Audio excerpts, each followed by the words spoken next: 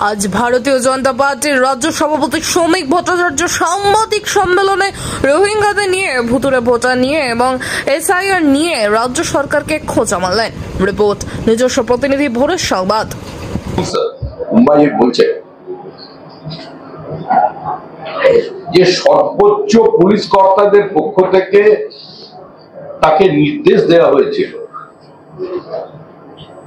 যে মোহন ভাগবতকে ফ্রেম করতে হবে, তাকে গ্রেফতার করতে হবে।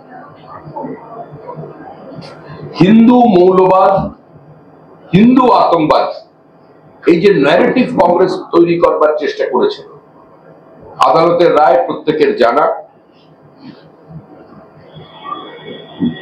তার 40 সে এই কাজে মেহবুব মুজাওয়ার এই কাজ করতে অস্বীকার করবার জন্য তার 40 বছরের যে সার্ভিস কেরিয়ার আছে সেটাকে সম্পূর্ণ নষ্ট করে দিয়েছিল প্রাক্তন কংগ্রেসী সরকার।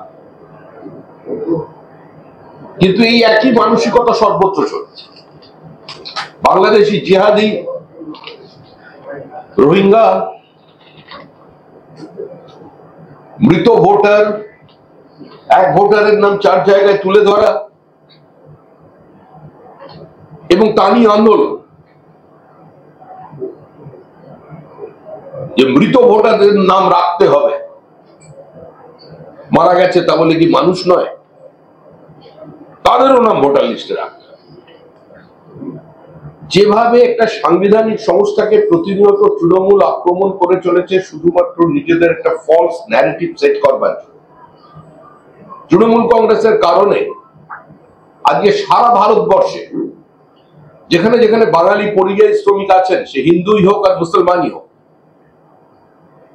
বহু নারী পুরুষ তাদের পুত্র কন্যাকে নিয়ে আজকে একটা অনিশ্চিত ভবিষ্যতের দিকে এগিয়ে যাচ্ছে।